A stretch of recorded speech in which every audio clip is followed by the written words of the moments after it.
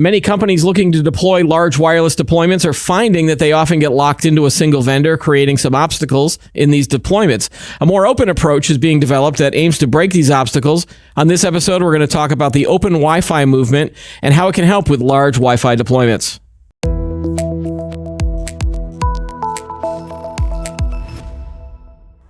Hi, everyone. I'm Keith Shaw. Welcome to Today in Tech. Joining me on today's show is Josh Redmore. He is the principal architect at Cable Labs. And Jack Rayner, he is the co-chair of the Open Converged Wireless Project Group, as well as he works for Meta. Welcome to the show, guys. Morning. Hey, how you doing, Chris? Yeah, I'm doing good. So let's give us an overview of Open Wi-Fi, why it was created. When did this sort of issue of vendor lock-in for this type of equipment sort of begin to manifest? Josh, why don't you start? Sure. Well, I'll leave it to Jack to talk about the origins of Open Wi-Fi, but I can certainly talk vendor lock-in. Okay. At the end of the day, we're talking about managed Wi-Fi here, and that's the lock that happens. I have a controlling entity. I have an access point that has a proprietary agent on it, and usually those are from the same company and don't mix and match. And that's really the beauty of Open Wi-Fi, which Jack will get into. That's the interesting thing for the cable industry. We can now have, we represent 500 million internet users. So obviously not everybody has the same access point, or we can't get 500 million access points from one vendor. So we need a lot of diversity and variety. And this really enables our members to do that. All right, Jack. Yeah, why don't you talk about sort of the origins of the Open Wi-Fi movement? Like you must have been seeing this vendor lock-in issue as well as some other ones. So how did this group come together, and what kind of goals are you looking to accomplish? Yeah, so I think vendor lock-in is not new to the tech industry. I think when new technologies come out, the early adopters kind of jump on it. They build platforms around it, and they become the primary platforms that companies use. Wi-Fi, enterprise Wi-Fi is no different. So, the early adopters of that were Cisco, HP Aruba, Extreme Networks is a newer player, but they're the incumbent solutions. And like many industries, we decided, hey, let's develop an open source approach. Let's gather other community members that are interested in doing enterprise Wi-Fi, and let's kind of break the chain here and offer a lower cost disaggregated solution for this. And as the issue of vendor lock-in has been probably around for a while, but was there anything else that sort of triggered it to then move into where this was developed? Because this was still the recent early development of Open Wi-Fi, correct, Jack? Yeah, Open Wi-Fi has been around since about 2020. Okay. The early origins of it. It's only been deployable, I would say, in the last year and a half, 2 years. So it's not something that's been around a long time. But a few like-minded companies got together to start the Telecom Infra project, and Open RAN was the flagship and is the flagship community within Telecom Infra project, and but there are a lot of like-minded enterprise Wi-Fi experts, industry experts that come from some of those incumbent companies and said, hey, let's develop an open source version to compete in the market. Okay, and what, did you also find that issues around either the pandemic or some of the supply chain issues that happened a couple of years ago, did that help sort of kickstart this movement? It didn't necessarily kickstart it. It was conceived prior to that, but it certainly helped us take off. Okay. It certainly helped us become an option in the market because of the way we separate the software from the hardware. It's essentially a white box access point program that has diversity both from the silicon. We can work across different chipsets, and we now have about 10 different ODM or hardware access point makers, and so we definitely offer the market diversity from that standpoint. Okay. And as Jack was mentioning, we're talking about essentially an enterprise equivalent level Wi-Fi. And where did the enterprise go during the pandemic? It went into people's houses. Yeah. So that put a lot of pressure on us, the cable industry, to ramp up that quality of experience of the home, make that home office the same as the office.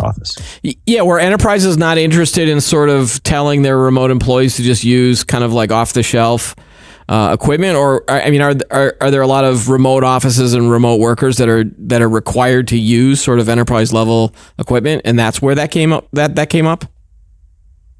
You know, I don't think it was really a mandate. I think it's more organically. We use Zoom more often. We use these real-time protocols where poor Wi-Fi is a lot more noticeable and has an impact on your ability to do business. So having another solution to offer managed Wi-Fi, which is going to provide that better experience, is really the key. Now, as I understood it, in terms of the interoperability of Wi-Fi, it was always the case because Wi-Fi was created to sort of move on this interoperability. But you guys aren't talking about interoperability. What is it that Open Wi-Fi has that it still requires interoperability from Wi-Fi, but there is still this vendor lock-in? Can you sort of explain that to someone who might not understand that? Yeah, I guess I can go first there. Yeah. You know, in the Wi-Fi industry, there's Wi-Fi Alliance, which has adopted the interoperability standards between client devices, which is your phones, tablets, TVs, smart devices, and the Wi-Fi radio network. And so, you get Wi-Fi certified. You see the logo on a lot of access point devices in the market. That just means that everything's been tested so that your iPhone works with the Wi-Fi access point and can connect to it appropriately. We kind of take the interoperability from the access point northbound. So we interoperate between the silicon and the network operating system that runs on the access points, the network operating system that runs on the access points, and the cloud controllers that control those access points and provide all the features. So we just have taken the industry interoperability from the client to the AP northbound. Okay, and without this, it wouldn't, without this sort of open Wi-Fi protocol, you would be sort of stuck with whatever vendor are making these access points, right? Yeah. So whoever your provider is in the market, you're pretty much stuck with whatever hardware they offer, whatever chipset that hardware runs on, and whatever network operating system and cloud controller systems they provide. Okay. And so that's all the extra level features and services that are on top of just the physical hardware. Okay. Yes. What are the sort of the scenarios that people would find beneficial with Open Wi-Fi, or the types of companies that this is going to be more appealing to? Because obviously this isn't something that an average user in their home is going to need to worry about at all. But even some businesses might not. What types of businesses will benefit from this? So I think all businesses can benefit from it, but the ones that are early adopters are high density, cost sensitive businesses. So hospitality industry, hotels, etc., public spaces, retail, and MDUs, high density apartment complexes, condos, etc. Josh can add on to that. Yeah, that's absolutely right. It's the end user shouldn't notice this. They should just have a great Wi-Fi experience. And if you're in a house by yourself on a farm in the middle of nowhere, your Wi-Fi is going to work great, probably, because there's nothing interfering. If you're in a 200 unit apartment building in downtown Manhattan, you're going to see a lot of overlapping networks, and that's where the management is really going to be necessary to optimize that, to get around the interference. Okay, so can you give me a scenario where either a residential apartment building or a hospitality, let's just talk about a hotel, why would they be interested in having a multi-vendor approach to their Wi-Fi deployment versus just kind of going with one vendor? Well, sure. There's if we take the apartment building approach, there are several levels of offerings, I guess you could call it, for a managed offered solution in an apartment building. You can have it where the apartment company is putting access points in the hallway. They're putting an access point in every unit. something of that nature. You could even imagine a bring your own device scenario for an apartment building. So I've got my device that's compatible with the system. I can take it wherever I go. But there's going to be, if there's the device in unit, there's going to be potential for these things to, walk off when the person leaves, or damage to it, or what have you, all the things that just naturally occur in an apartment. So being able to replace that with whatever you can get that's totally compatible is a great option. You don't have to have 80,000 access points in your basement, so you can just swap them out whenever a new tenant comes in, or whenever it gets damaged, or whenever you have to do an upgrade. So you can continually meet the lifecycle demands, including moving up to Wi-Fi 6E if you wanted to do that. Hey, we've got a new offering. Maybe that'll bring new tenants in. We can upgrade units as they come in for this and not have to upgrade the back end. So just sort of one use scenario. Okay. Yeah, I would add, some hospitality and MDU deployments are cost sensitive, and so one of our advantages is we share the development tax of the cloud platform and the operating system on the APs, and so our TCO is going to be inherently lower, which in a cost sensitive decision making process for some MDU or hotel chain, they may have to decide, here's my budget, I can put one every other room through the hallway. Or if I use an open Wi-Fi solution, I can afford to put one in every room, which enhances the coverage and makes the user experience better. Typically, are these managed by service providers or some other sort of? Because it's not actually managed by like the hotel chain, for example, in a hotel. Do they farm that out to a service provider? And same thing with the multi residential units. Typically, the industry is uses managed service providers, yes, which would either have their own or partner with a cloud controller vendor. That cloud controller vendor could be one of the open Wi-Fi cloud controller vendors, or a Cisco, et cetera, and they would use that to manage the platforms. Okay, so when you talk about the features of open Wi-Fi, are there some features that are cooler than others? Do you have all of the features that are usually offered by some of these single vendors? Like, how well do you match up?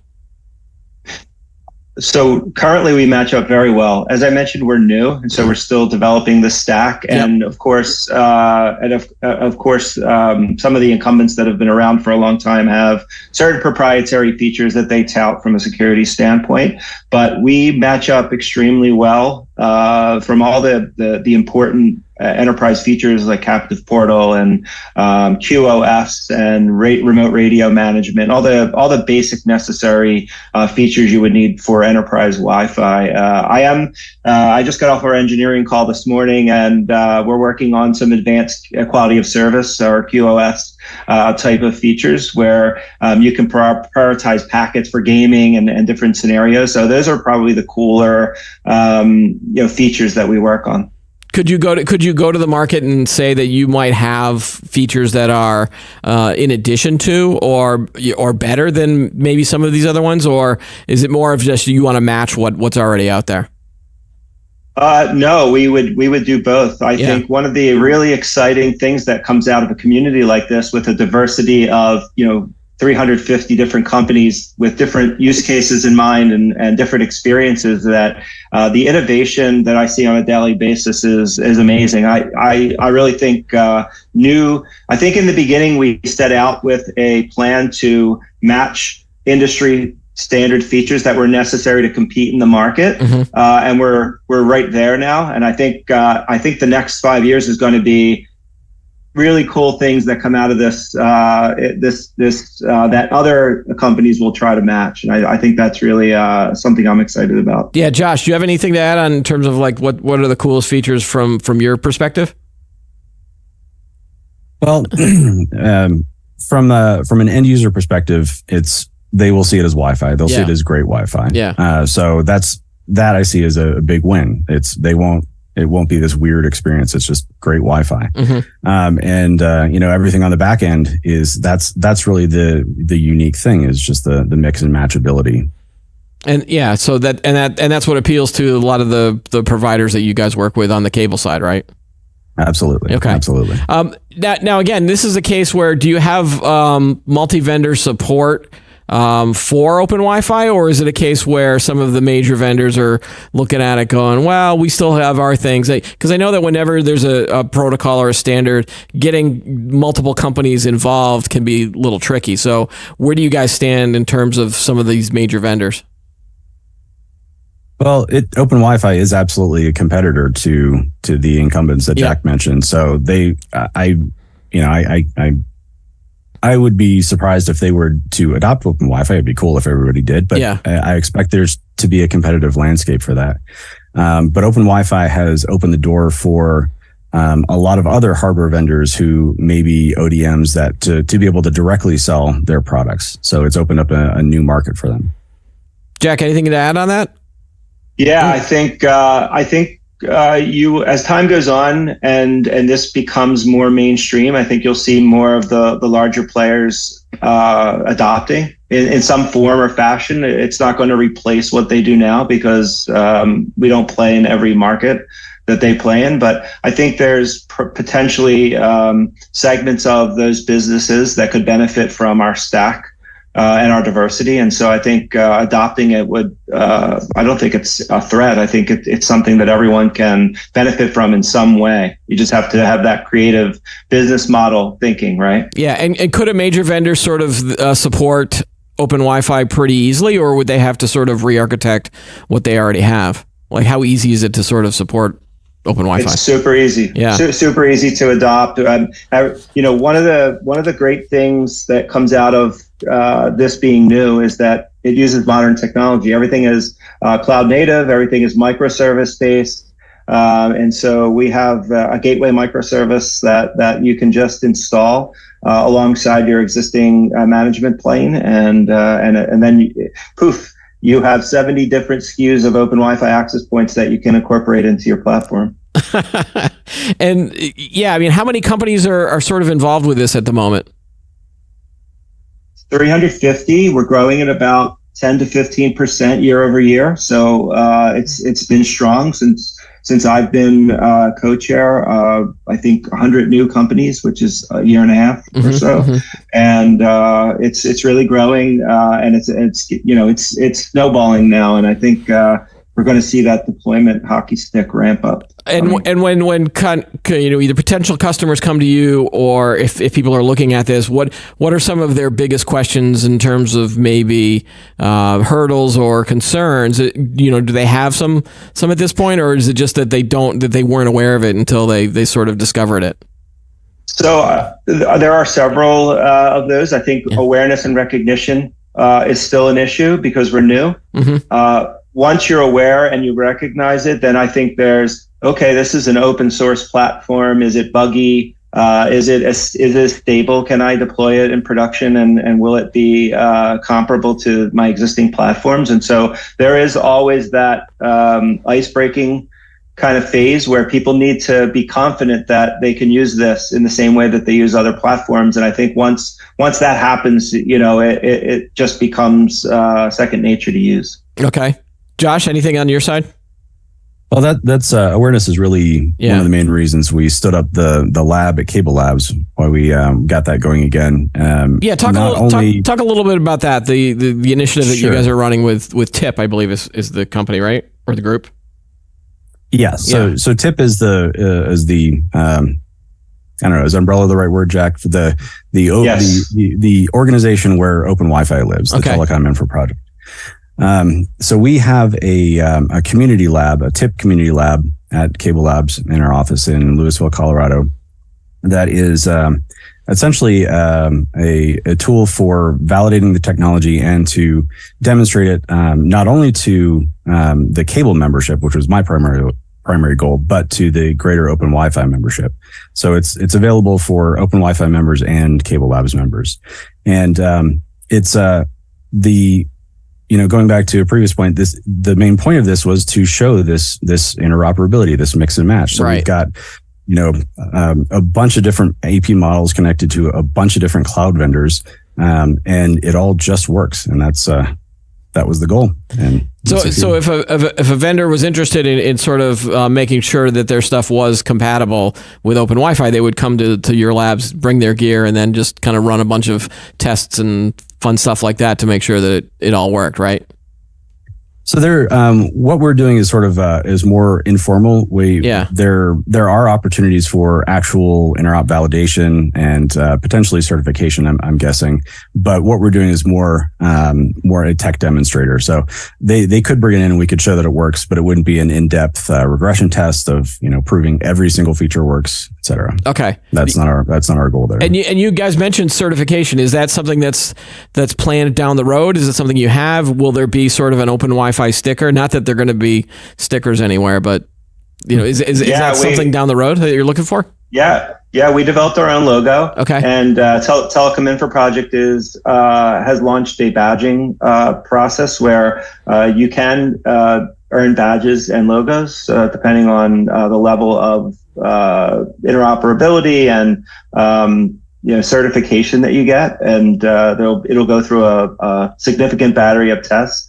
I mentioned a few minutes ago, one of the really great things about maybe the greatest thing about this open source project, because I've been involved in many open source projects over the years, is that sometimes the open source software is buggy and it's hard, and then you have to take it and do a lot of work with it to get it kind of into a production environment. We actually, as a part of our open source community, have our own lab with it's over 7,000 test cases, I think now, and 90% of them are automated, that we run this battery of tests against for every major and minor release that we put out of software. And it really is hardened. It's not very buggy software code. It's kind of production ready almost when it comes out of our lab. And many of our community members have their own APs, and we call them targets in the tests. And we have our own chambers. It's a very sophisticated setup, and so it's one of the great things about our community. Okay, and talk to me a little bit about OpenWRT, because I think in our pre-call we were talking a little bit about that. And how, does it sort of mesh with it, integrate with it, sit on top of it? How does Open Wi-Fi work with OpenWRT? Yeah, so OpenWRT is the base software. It's a network operating system software that's Linux-based. It's been around a long time. Hundreds of millions of devices in the market use OpenWRT. A lot of the consumer-grade Wi-Fi home access points or routers that you would get from Amazon or Best Buy or whatever are based on that stack. And so when we started out with this, let's create an enterprise stack around this. So we said, what's the best place to start? It was OpenWRT. So we took it, we branched it, we hardened it, we added all the enterprise features we talked about earlier, RRM, captive portal, QoS, and things like that to the stack. And so the great thing is a lot of developers in our community have long-term experience with OpenWRT, and a lot of the features that we develop get upstream back to OpenWRT. So all of these consumer-grade devices that people use in the market, when they get upgraded, they would actually inherit the features that we upstream to that stack. And so we are actually giving back to a larger community when we develop some of our advanced features. Okay, and so what's your goal for this standard? Like where would you like to see Open Wi-Fi in the next year, 2 years? Like, give me the goal and then sort of the time frame of how you're going to get to that goal. Yeah, so our goal is to offer a competitive market product that drives down the cost of premium Wi-Fi. So we're going to create very high quality enterprise grade commercial platform that can compete in the market and drives eventually the cost of connectivity down. And our goal is to be on that radar, is to have a significant market share. I don't have any numbers to put on that, but to be recognized when the industry analysts slice up the pie of enterprise Wi-Fi is to be mentioned there as our first goal, I guess. Yeah. And then also separate goals, because we did come out of a place where we wanted to close the digital divide and provide connectivity services to underserved communities. And so one of the unique things Open Wi-Fi can do is not only break into existing market share, but we could create our new market share because we can deploy in places where it's not cost effective right now to deploy this kind of Wi-Fi. And so we're seeing a lot of adoption in India and Africa and in Latin America, where places where cost means more than a corporate office in the US, right? Does this also make it appealing for smaller businesses as well? Like, you know, in the US or Canada, places like that? It does. Yeah. Okay, that's cool that you'd be able to sort of enter a new market. Josh, on the Cable Lab side, you know, what's the goal? Is the goal to continue sort of with this integration with the labs, or just to support, you know, the standard as much as you can? So our goal is we want to make sure that our customers have the best Wi-Fi possible, and it's not a one size fits all solution. You know, we have operators from the size of you know, Comcast and Charter all the way down to, you know, our local Lions Cable, which I think has one employee. So you really need all these options in your toolkit to be able to provide to that diverse of a price point, a deployment model, however you want to look at it. So this will let definitely some of our mid-tier operators get into the managed Wi-Fi game. Our bigger guys find a solution that they were not unable to service before. Yeah. So it's really about adding that option. All right, and Jack, where can people sort of go for more information if this is intriguing or interesting to them? Like, where can they learn more about this? Yeah, learn more about it on telecominfoproject.com. All of our website material is there. Reach out to me personally on LinkedIn or elsewhere, jrayner@meta.com. Email me. Okay. I do want to say also, you know, Cable Lab has been such a great partner. The cable industry has, you know, large business segments that can benefit from this, and the awareness and recognition that this partnership with Cable Labs has brought on is fantastic. So I want to thank Josh. And in terms of that interoperability lab, Josh, where can people sort of learn some more stuff about it? So we've got we have a blog that we posted on Cable Labs recently that goes into some depth, and I think we've got contact info on there as well. All right. Cool stuff. I look forward to seeing some more updates from you guys. And as you know, I'm a big fan of open source. So I think this is a cool option for a lot of companies out there. So thanks again for chatting with me about this today. Thank you. Thanks for taking the time. All right. That's all the time we have for today's episode. Don't forget to like the video, subscribe to the channel, and add any comments that you have below. Join us every week for new episodes of Today in Tech. I'm Keith Shaw. Thanks for watching.